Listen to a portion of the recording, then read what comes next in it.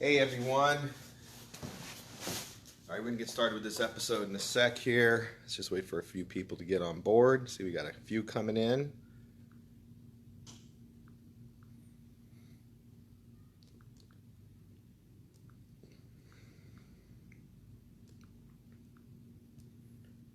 All right. Okay, we'll just get to it. So, sorry, a little late today. I'm a little under the weather. I had a sore throat late last night, so I take some medicine, but we're gonna get better. So, episode 87. So, where'd this come about? Piecing together what you do, what you teach, and we all piece together something. And I was teaching my adults class last night. It had one of my staff members and one of our adults who've been with us for a while, a couple of years, and we were going over techniques, and it was in particular about this one. Let me see if I have room here. So it was about the heel hook kick. I still got it. Now, my problem is, and I said, there are some things that, I don't really teach anymore because it's not really going to be in the realm of reality. If you add more contact to your sparring, certain techniques are just not going to be effective. So you're going to keep very basic. And that heel hook kick I mentioned to them when I was a kid learning that, the instructor I had said this: don't ever use that kick on somebody. And it wasn't because it wasn't realistic and it wouldn't hurt. There were some things he said, I'm not teaching you this because it's not realistic. We're not going to get into it. No one's going to grab you like this. No one's going to do this. He would do that. But this was one of those, he says, don't ever do it. Because if you hit somebody, it's over. And you better get a good lawyer because your life is over. You don't put your heel to someone's head, and it's not the movies where they hit their head and they come back up. And actually, the adults were shocked that an instructor would tell me that. And his philosophy, I got to teach you now, even though I teach kids how to do this kick, and I explained this to the kids as well. I got to teach you this kick because it's going to develop something you're going to need later on in life. It's a great way to build flexibility, speed, accuracy. And you see in my bottle cap challenge, I hit a cap with that kick. But do not use this on somebody. If you use it on somebody, it's going to be detrimental to them, and you're going to change your whole life, not for the better. And I say that.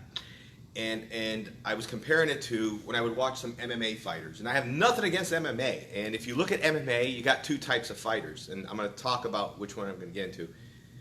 You got the Lyoto Mashidas, who have a great extensive background. And when they're heavy into karate or heavy into this, and they studied it and studied it and studied it, and they add one more thing, and they study it and study it and study it, and they have this well-rounded, thought-through system. Okay. Even in my system, I've dropped a lot, put this, took that out.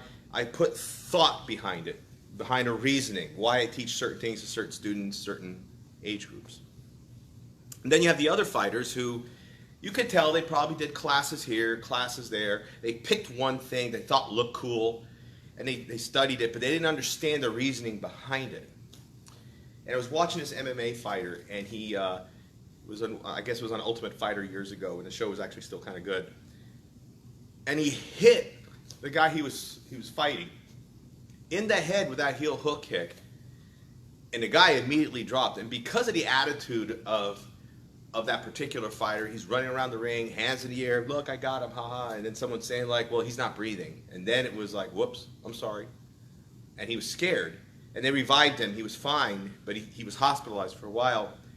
And this goes back to put some thought behind what you're piecing together.